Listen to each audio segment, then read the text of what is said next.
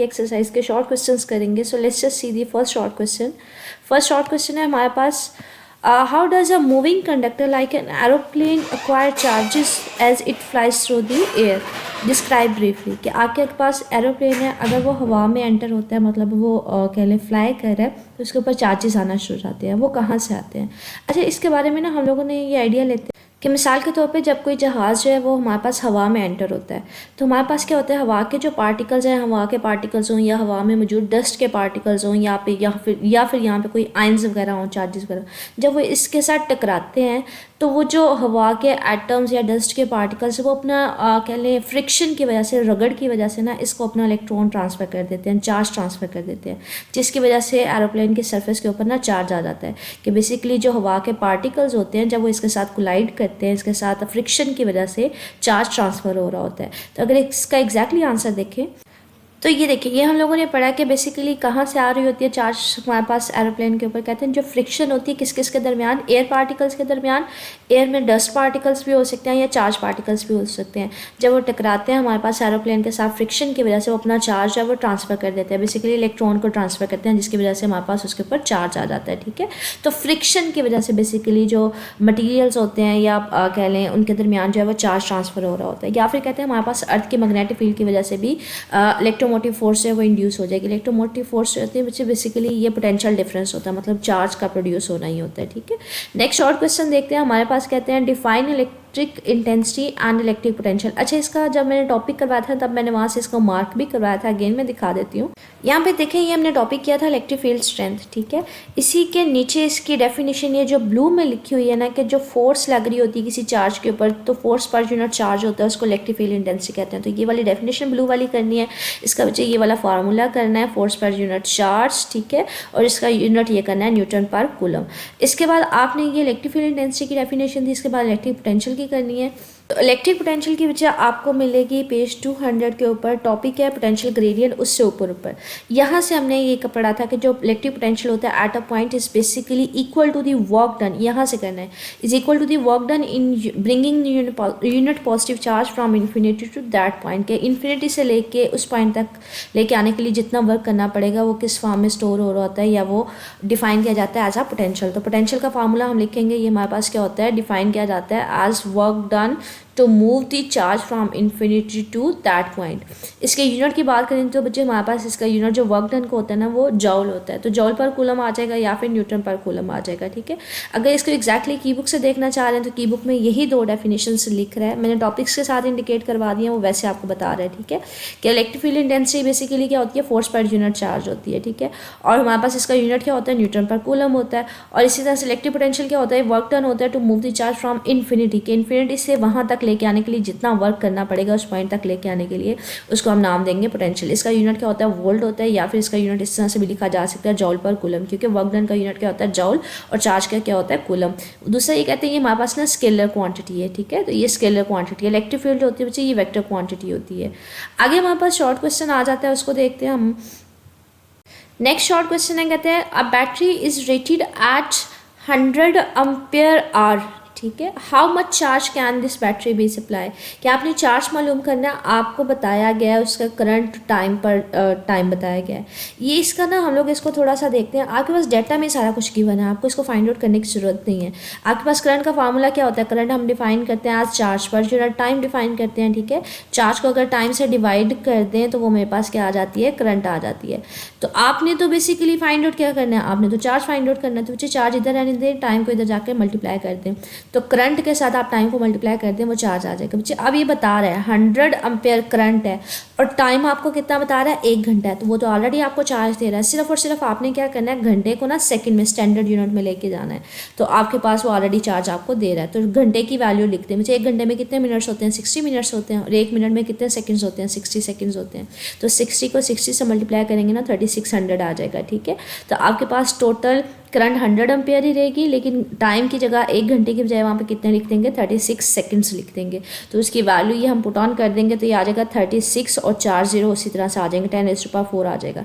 लेकिन अगर आप इसको उस तरह से नहीं ले रहे, इसको लेना है स्टैंडर्ड फॉर्म में, तो डेसिमल को 1 पॉइंट पीछे ले जाएंगे, तो ये 1 0 मजीद बढ़ जाएगा, तो ये 10⁵ आ जाएगा। ठीक है, तो ये आपके पास शेड्यूल सिलेबस में कटा भी हुआ है, लेकिन कहीं पे ये इंक्लूडेड भी है, तो ये हम इसको कर लेंगे। अगला 9.4 हमारे पास is electron volt is a unit of potential difference or energy. ये मैंने आपसे कहा था कि ये इंपॉर्टेंट है, जब मैंने आपको टॉपिक करवाया था बच्चे, ये बड़ी दफ़ा बोर्ड में आया हुआ है। पहले जो चैप्टर था ना, ये सेकेंड ईयर का चैप्टर था, तो इसमें ये शॉर्ट क्वेश्चन लाजमी पूछा जाता है। ठीक है, मैंने इसका आंसर आपको टॉपिक से भी करवाया था। ये देखें, ये इलेक्ट्रॉन वोल्ट का मैंने आपको टॉपिक करवाया था, आपने टॉपिक पूरा कंप्लीट नहीं करना, आपसे सिर्फ डेफिनेशन पूछी हुई है और उसकी वैल्यू पूछी है। तो डेफिनेशन यहाँ से स्टार्ट होगी। It is defined as amount of energy acquired or lost by an electron when it travels through a distance of potential difference of 1 volt. कि अगर आपके पास चार्ज पार्टिकल की इलेक्ट्रॉन जो है एनर्जी कितनी एक्वायर करेगा, लॉस करेगा, जब वो कितना मूव करेगा 1 bye potential difference of 1 volt, और इसकी वैल्यू कितनी थी 1.6 × 10⁻⁻19 जूल। ठीक है, तो आपने इसकी डेफिनेशन करनी है। अच्छा, ये बता रहा है it is amount of energy, तो ये यूनिट किसका है, एनर्जी का।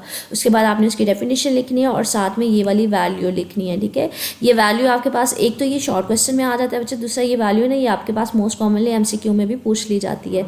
तो आप इसकी यहाँ से अगर करना चाह रहे हैं की बुक से, तो की बुक से यहाँ पे लिखा हुआ है वो एग्जैक्टली पहली बात ये बताइए कि ये एनर्जी का यूनिट है, पोटेंशियल डिफरेंस का यूनिट नहीं है। ठीक है, दूसरा उसकी डेफिनेशन लिखी हुई है।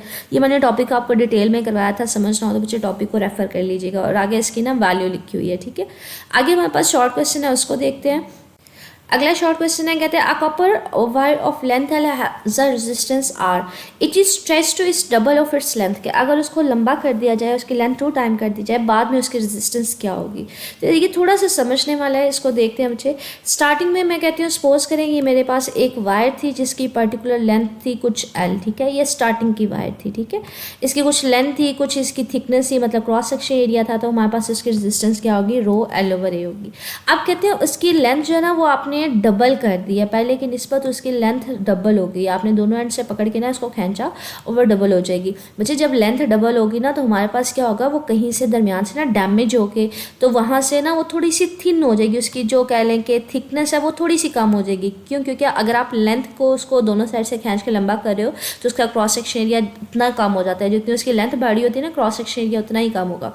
तो कहते हैं यहाँ पे अगर उसकी लेंथ डबल हो रही है, तो आपके पास उसका कहीं से वो डैमेज होकर उसका क्रॉस सेक्शन एरिया भी कम हो जाएगा। तो बाद वाली रेजिस्टेंस, इनिशियल रेजिस्टेंस अगर ये सिंपल है ρL/A है, तो बाद वाली को मैं क्या नाम दे देती हूँ, प्राइम के साथ रिप्रेजेंट कर देती हूँ। ठीक है, तो आपके पास लेंथ भी चेंज हो जाएगी, क्रॉस सेक्शन एरिया भी चेंज हो जाएगा। अगर लेंथ डबल होगी मेरे पास, तो क्रॉस सेक्शन एरिया क्या हो जाएगा, हमारे पास कम हो जाएगा। तो इन दोनों वैल्यूज़ को बच्चे इसमें पुट ऑन कर दें, L की बजाय यहाँ पे 2L लिख दें, A प्राइम की जगह पे A/2 लिख दें। ये डिनोमिनेटर में A/2 है, ये ऊपर जाके इन्वर्स हो जाएगा, तो ये आ जाएगा 2/8, 2 से मल्टीप्लाई होगा तो ये 4 आ जाएगा। बाकी क्या बचेगा, ρL/A। ये तो पहले वाली रेजिस्टेंस नहीं थी, इसकी जगह R लिख दें, इसका मतलब है जो बाद में रेजिस्टेंस आएगी वो पहले का कितने टाइम आएगी, 4 टाइम आएगी। अच्छा, इस तरह का शॉर्ट क्वेश्चन आ जाता है बच्चे बोर्ड में, अगर वो ना भी आए ना तो ये MCQ में आ जाता है कि अगर लेंथ को डबल कर देंगे तो हमारे पास रेजिस्टेंस के ऊपर क्या इफेक्ट आएगा, तो वो पहले का 4 टाइम आ जाएगी। ठीक है, ये शॉर्ट क्वेश्चन में अलग से पूछ लिया जाता है। नेक्स्ट हमारे पास शॉर्ट क्वेश्चन है, कहते हैं why does the resistance of a conductor rise with increase in temperature. ये मैंने आपको टॉपिक करवाया था, उसमें भी इंडिकेट करवाया था, मैं अगेन दिखा देती हूँ। ये पेज नंबर 208 का ना लास्ट वाला पैसेज है कि जैसे जैसे आप कंडक्टर का टेम्परेचर बढ़ाते जाते हैं, तो हमारे पास एम्पलीट्यूड जो है एटम्स की वाइब्रेशंस का वो बढ़ता जाता है, जिसकी वजह से इलेक्ट्रॉन्स के साथ कुलियन ज़्यादा होगी। अगर कुलियन ज़्यादा हो रही है तो हमारे पास हम कहते हैं एनर्जी ज़्यादा लॉस होगी, रेजिस्टेंस इंक्रीज हो जाएगी। तो यहाँ से लेके यहाँ तक इसका आंसर है। ठीक है, अगर मैं एक्सप्लेन भी कर दूँ आपको, तो मैंने ये डायग्राम आपको दिखाई थी कि मिसाल के तौर पर ये कोई मटीरियल है जिसमें ये एटम्स हैं। स्टार्टिंग में एटम ऐसा सच मूव नहीं कर रहे, इलेक्ट्रॉन्स मूव कर रहे हैं, उनके रास्ते में जो एटम आएगा वो उसके साथ टकराएगा, कुलियन होगी, फिर उसका रास्ता चेंज हो जाएगा, फिर जो एटम आएगा उसके साथ टकराएगा, फिर रास्ता चेंज हो जाएगा, फिर जो एटम आएगा उसके साथ टकराएगा। तो यहाँ पे सिर्फ इलेक्ट्रॉन्स मूव कर रहे हैं, उनके जो रास्ते में एटम आ रहा है सिर्फ उनके साथ कोलाइड कर रहे हैं। लेकिन अगर आप टेम्परेचर बढ़ा देते हो तो बच्चे आप एटम्स को भी एनर्जी दे रहे हो, तो एनर्जी भी वाइब्रेट करना शुरू हो जाएगी, एटम्स की वाइब्रेट करना शुरू हो जाएंगे। अब एटम्स भी मूव कर रहे हैं, इलेक्ट्रॉन्स भी मूव कर रहे हैं। पहले तो ये था एटम, इलेक्ट्रॉन के रास्ते में कोई एटम आना था तो टकराना था, अब एटम खुद आके इलेक्ट्रॉन के साथ टकरा रहे होते हैं। ठीक है, तो कुलियंस बढ़ गए हैं। एक तो इलेक्ट्रॉन के रास्ते में जो एटम आएगा वो उसके साथ टकराएगा, दूसरा एटम भी मूव करने की वजह से इलेक्ट्रॉन के साथ जाके टकरा रहे हैं, तो मुसलसल कोलिजन्स बढ़ने की वजह से हम कहते हैं रेजिस्टेंस भी हमारे पास क्या हो जाती है, इंक्रीज हो जाती है। तो आप चाहे ये वाला पैसेज करना चाह रहे हैं ये वाला कर लें, की बुक से इसका एग्जैक्टली आंसर करना चाह रहे हैं तो वो कर सकते हैं। हमसे यहाँ पे की बुक में वही इसी चीज़ को बता रहा है कि जैसे जैसे टेम्परेचर बढ़ाएंगे तो एटम्स की वाइब्रेशन मतलब एटम भी मूव करना शुरू हो जाएंगे, जिसकी वजह से कोलिजन्स बढ़ेंगे, और अगर कोलिजन्स बढ़ रही हैं तो हम कहेंगे कि हमारे पास रेजिस्टेंस हमारे पास उसकी क्या हो रही है, इन्हांस हो रही है। ठीक है, तो ये हमारे पास इसका आंसर आ जाएगा। नेक्स्ट देखते हैं। नेक्स्ट हमारे पास शॉर्ट क्वेश्चन है 9.7 is the filament resistance lower or higher. आपके पास दो वैल्यूज़ हैं, पहले आपके पास वैल्यू क्या दे रहा है 500 वाट और 220 वोल्ट, और बाद में क्या दे रहा है 100 वाट और 220 वोल्ट। कहते हैं इन दोनों बल्ब में से किस बल्ब की रेजिस्टेंस जो है वो हाई होगी।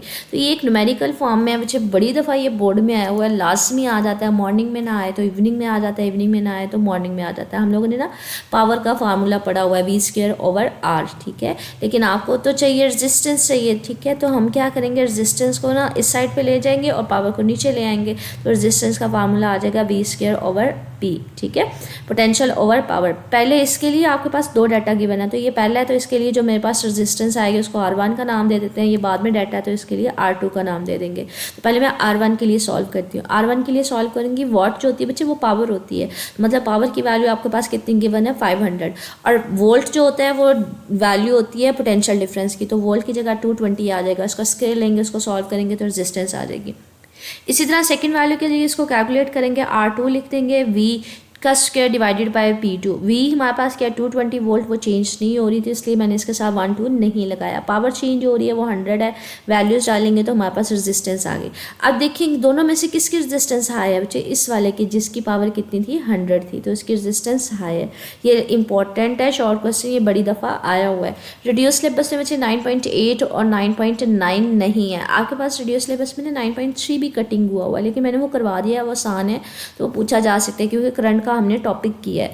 तो ये बाकी ओवरऑल आपके पास शॉर्ट क्वेश्चन से, इनमें से कुछ पूछना हो मेरे से कमेंट सेक्शन में पूछ लीजिएगा। ओके, अल्लाह हाफिज़।